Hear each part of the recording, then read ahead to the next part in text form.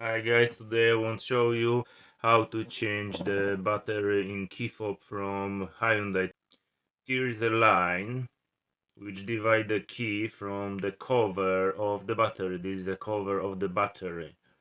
So the battery is under. So first open a key, pressing the button.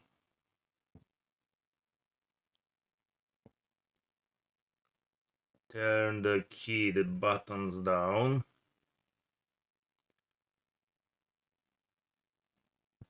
For open this cover you need use two hands.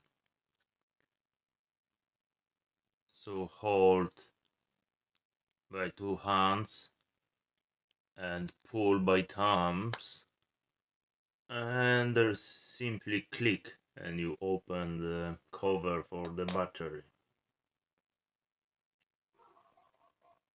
Hyundai Tucson use the battery CR20323 volts.